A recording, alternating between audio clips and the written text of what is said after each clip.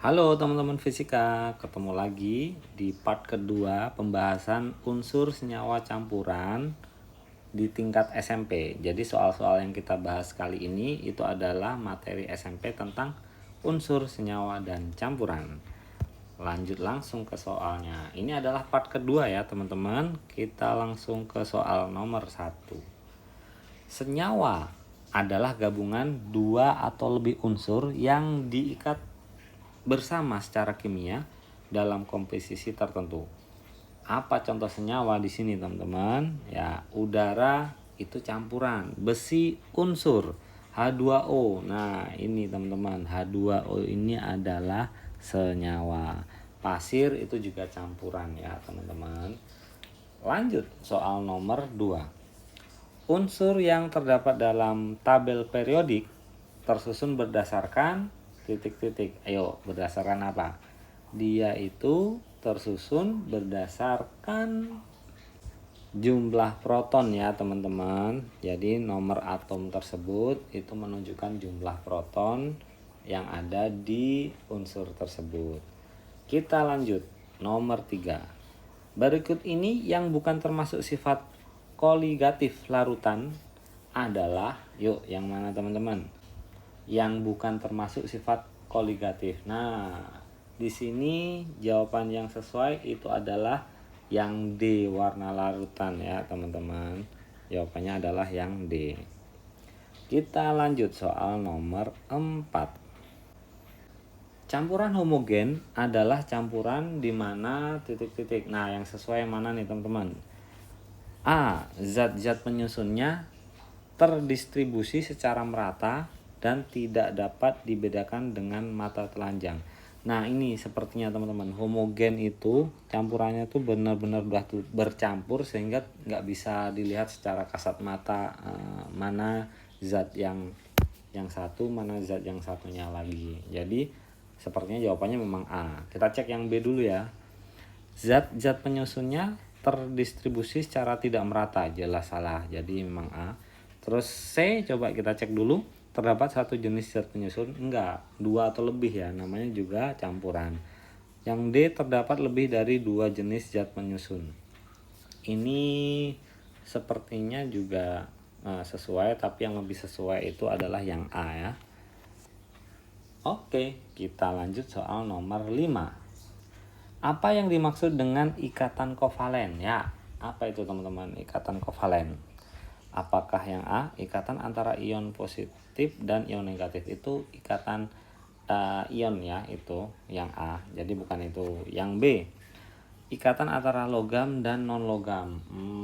Bukan teman-teman. Jawabannya adalah yang C ini.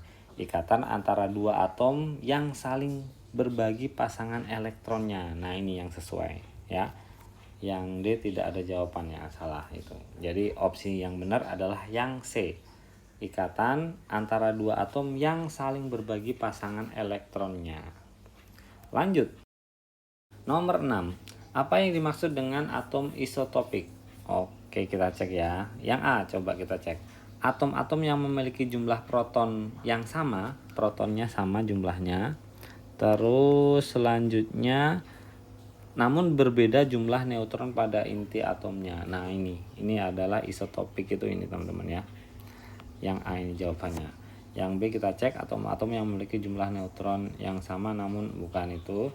Yang C juga atom-atom yang memiliki jumlah elektron yang sama namun berbeda jumlah proton. Bukan. Dan D juga bukan jawaban. Jadi yang A ya jawabannya. Lanjut soal nomor 7. Campuran heterogen adalah campuran di mana tadi homogen sekarang heterogen teman-teman ya. Yang A kita cek zat-zat penyusunnya terdistribusi secara merata. Nah, ini tadi yang homogen yang satu, yang A ya. Terus yang B sekarang zat penyusunnya terdistribusi secara tidak merata dan dapat dibedakan dengan mata telanjang ataupun dengan mata langsung ya. Ya, ini jawabannya yang B ini teman-teman ya. Yang C salah, yang D juga salah.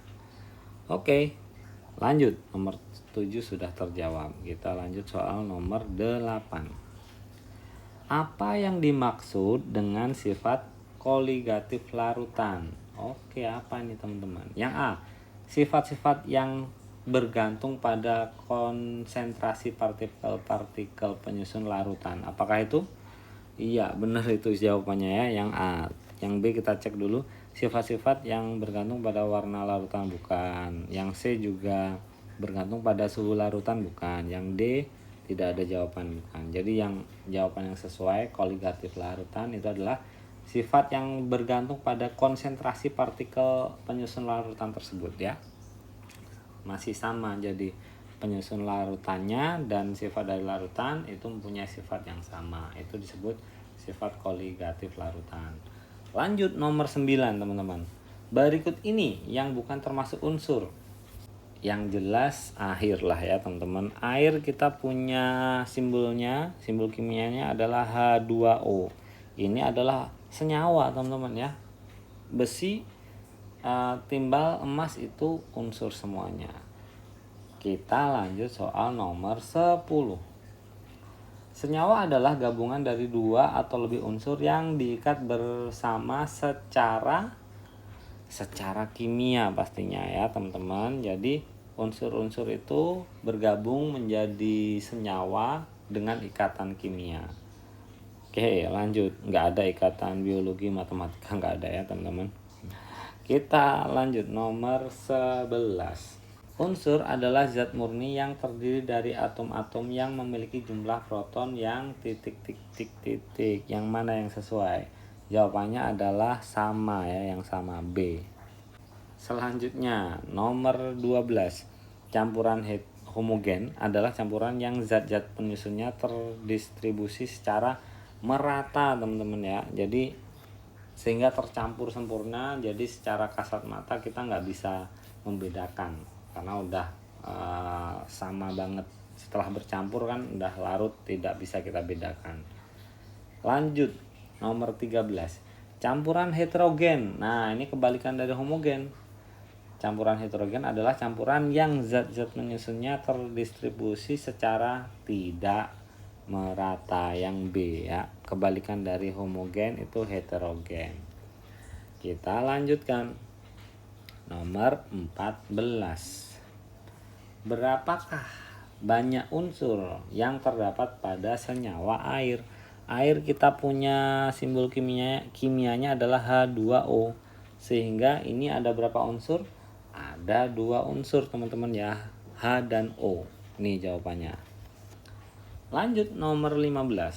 Berapa banyak unsur yang terdapat pada senyawa garam NaCl? Sudah jelas Na dan Cl 2 ya teman-teman. 2 unsur Na dan Cl. Nomor 16. Zat murni yang terdiri dari molekul-molekul yang sama dan memiliki sifat fisik yang sama disebut C teman-teman ya, itu disebutnya adalah molekul. Kita lanjut nomor 17. Berapa banyak unsur yang terdapat pada senyawa H2SO4? Ada H, ada S, ada O. Jadi ada 3 unsur yang bergabung jadi 1. Kita lanjut soal nomor 18. Pada campuran homogen, zat-zat penyusunnya tidak dapat dibedakan dengan mata telanjang ya. Jadi mata langsung nggak bisa membedakan nih zat-zat penyusunnya karena udah tercampur sempurna. Nomor 19. Ikatan antara logam dan non logam disebut ikatan ionik teman-teman ya, ikatan ionik. Lanjut nomor 20. Apa yang dimaksud dengan sifat koligatif larutan? Sifat koligatif larutan adalah sifat yang bergantung pada konsentrasi partikel-partikel penyusun larutan. Ya, yang A ya jawabannya ya teman-teman. Yang B sifat bergantung pada suhu. Yang C jenis pelarut. Dan yang D pH larutan. Enggak semuanya ya, bukan jawaban itu. Jawabannya yang sesuai adalah yang A. Bergantung, sifat-sifatnya bergantung pada konsentrasi partikel-partikel penyusun larutan tersebut. Lanjut soal nomor 21. Senyawa yang memiliki ikatan kovalen adalah senyawa yang terdiri dari unsur-unsur Kovalen itu yang gimana teman-teman? Yang unsur-unsur penyusunnya adalah non logam, ya, yang bukan logam. Lanjut, soal nomor 22. Pada campuran heterogen ya, zat-zat penyusunnya dapat dibedakan dengan mata telanjang ataupun dengan mata langsung, ya. Itu nomor 22. Selanjutnya nomor 23. Campuran heterogen terdiri atas 2 atau lebih zat. Namun zat-zat tersebut tidak tercampur secara homogen. Contoh campuran heterogen adalah yang mana nih teman-teman? Campuran yang masih bisa dibedakan antara zat penyusun satu dan satunya, yaitu air dan minyak. Teman-teman kalau mencampur air dan minyak itu pasti nggak akan bercampur. Setelah diaduk pasti tetap, oh ini minyaknya, ini airnya, bisa kita bedakan karena dia nggak bisa jadi homogen, ya. Lanjut, soal nomor 24. Unsur yang terdapat pada udara di sekitar kita adalah oksigen ada, hidrogen ada, nitrogen juga ada teman-teman. Jadi jawabannya adalah semua benar. Itu nomor 24. Kita lanjut soal nomor 25. Senyawa yang tersusun atas 2 unsur atau lebih yang bergabung menjadi satu melalui ikatan kimia adalah yang mana nih? Cara ikatan kimia itu adalah senyawa, teman-teman ya. Jawabannya adalah yang C. Lanjut, nomor 26. Campuran homogen terdiri atas 2 atau lebih zat yang tercampur secara homogen. Contoh campuran homogen adalah yang mana? Air dan gula. Itu jelas setelah diaduk gulanya udah nyatu dengan air, kita nggak bisa membedakan yang mana air yang mana gula karena udah tercampur, ya. Kalau tadi air sama minyak itu nggak akan bergabung jadi satu, masih terlihat ya, oh ini airnya, oh ini minyaknya. Kalau air dan gula setelah diaduk itu gulanya nggak kelihatan juga, udah jadi satu, gabung dengan air. Nomor 27. Unsur yang penting dalam pembuatan beton, ada yang tahu nih? Dalam pembuatan beton, unsur yang paling penting apa teman-teman?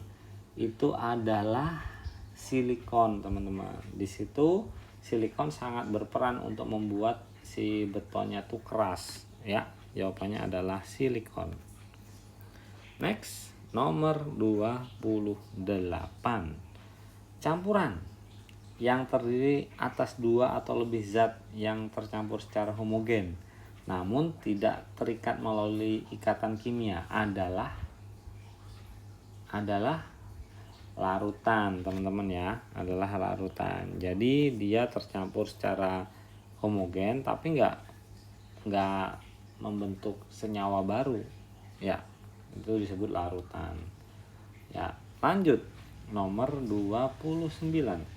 Senyawa yang terdiri dari unsur karbon, hidrogen, dan oksigen adalah karbohidrat, ya teman-teman. Kita punya rumus kimianya itu adalah C6H12O6, karbohidrat, ya. Selanjutnya lagi nomor 30. Campuran yang terdiri atas 2 atau lebih zat namun zat-zat tersebut tercampur secara heterogen adalah, ini sepertinya sama dengan yang tadi ya. Jawabannya adalah air dan minyak, ya teman-teman ya. Jawabannya adalah yang A, heterogen. Oke, kita lanjut berikutnya nomor 31. Unsur yang terdapat dalam air mineral adalah, ada apa di air mineral? Ada kalsium dan magnesium, teman-teman. Kalau nggak ada kalsium dan magnesium, itu kita minum air seberapa banyaknya pun itu nggak terasa segar, ya. Jadi jawabannya adalah kalsium dan magnesium. Lanjut, nomor 32. Senyawa yang terdiri dari unsur hidrogen dan oksigen dengan perbandingan 2:1 adalah apa, teman-teman? Itu adalah rumus kimianya adalah H2O. Hanya ada 2, O-nya ada 1. 2:1 ya. Itu adalah simbol H2O adalah simbol dari air ya. Oke, 32 nomor sudah selesai. Semoga teman-teman makin paham ya tentang materi ini. Dan sampai ketemu lagi di part-part yang lainnya, belajar fisika, penyelesaian soal-soal fisika. Thank you, sampai ketemu lagi.